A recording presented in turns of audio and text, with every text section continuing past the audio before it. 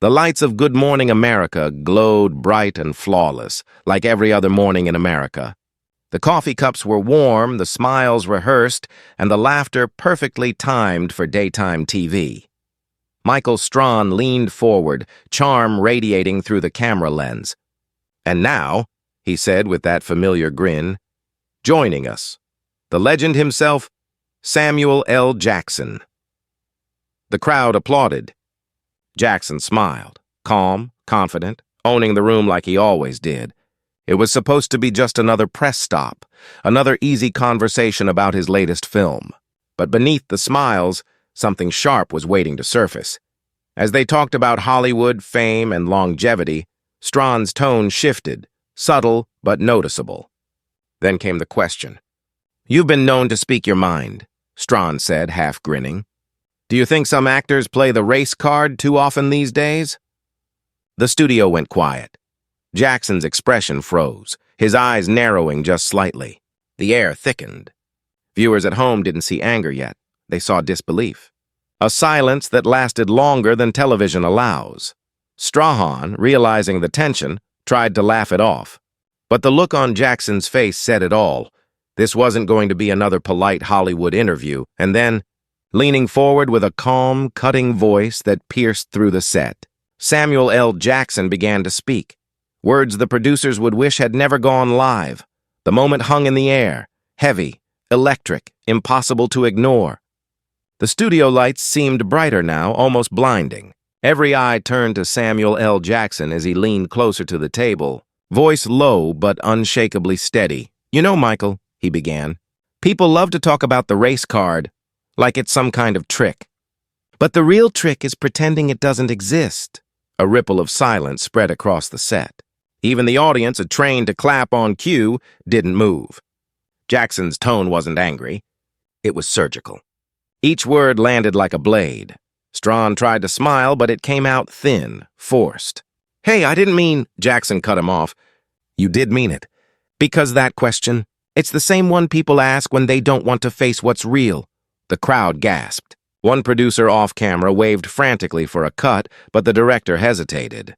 The tension was pure gold for ratings and poison for control. Strahan straightened his tie, voice sharp now. "Samuel, this is Good Morning America. We have to keep it professional." Jackson leaned back, smirking. "Professional? Maybe start with being honest."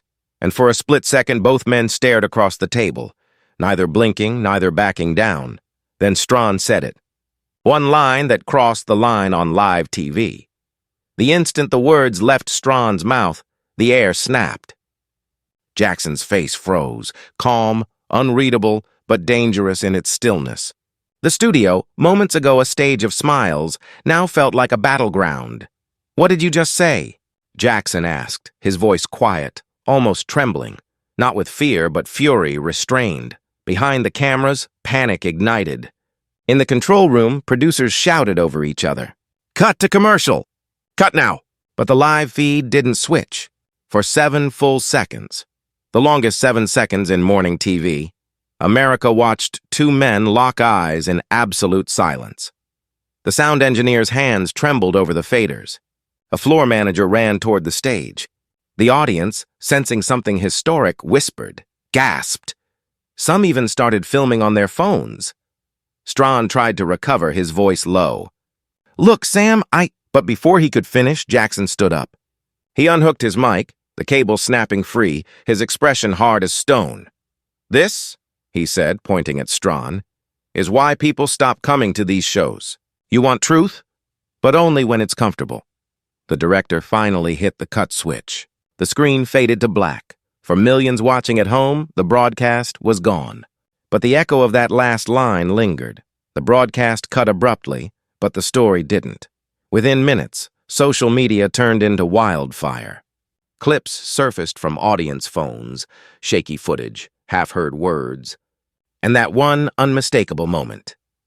Samuel L. Jackson standing, pointing, and walking off the Good Morning America set. Twitter trended under Jackson vs. Strahan. Some called it a meltdown.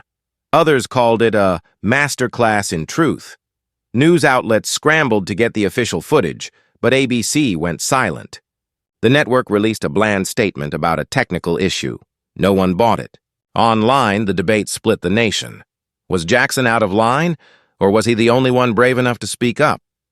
TikTok edits dramatized every glance and pause. Reaction videos filled YouTube overnight. Even late-night comedians jumped in. And somewhere between the chaos and commentary, a mysterious, grainy backstage clip surfaced, uploaded anonymously. In it, Jackson could be seen still wired to his mic, pacing in frustration. "You wanted real?" he said off-air. Well, that was real. The clip spread faster than wildfire. Every network analyst dissected every frame, every gesture, every word, and just when people thought they'd seen it all, a new post appeared from an anonymous account claiming to have the uncut studio feed. It promised to reveal what really happened after the cameras went dark, the leaked uncut. Studio feed dropped at midnight, and within hours, it had millions of views. No edits, no censorship, just raw, unfiltered footage. The truth was finally out. As the cameras had faded to black on live TV, Jackson hadn't stormed out immediately. The feed revealed him standing still, facing Strahan one last time. His voice was steady, almost calm. "You think this is about me?" he said. "It's about what you're allowed to say. And who's allowed to say it?" The control room chatter could be heard faintly. Producers whispered, "We can't air this. It'll blow up everything." Jackson continued, eyes locked on Strahan. "You invite us here to speak, but only if it fits the script." "Well, I don't do scripts." Then he placed his mic on the desk, nodded once, and walked off the set. No shouting, no chaos. Just quiet conviction. The video sent shockwaves through the media. Headlines shifted from "Samuel L. Jackson loses temper" to "Samuel L. Jackson calls out media control." Experts debated ethics, networks scrambled, and fans worldwide echoed his final words. Was it rebellion or revelation? One thing was clear. That day, morning television changed forever, and as the final seconds of the clip rolled, Samuel's voice, barely audible, could be heard saying, "Maybe now they'll start listening." What you just watched isn't just a story. It's a reflection of something bigger.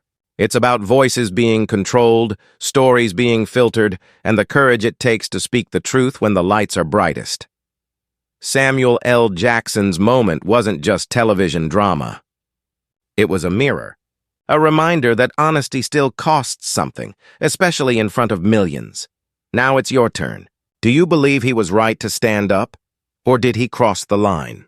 Tell us what you think in the comments. Your voice matters here. If you believe truth should never be silenced, hit that like button. If you want unfiltered stories, the kind mainstream media won't show you, then subscribe to the Fact and Framework. Every week, we break down the real moments behind the headlines, the clashes, the cover-ups, the conversations that shape our world. Turn on notifications so you never miss a truth they don't want aired. Because this isn't just news. It's the Fact and Framework, where every story has two sides, and we're here to show you both.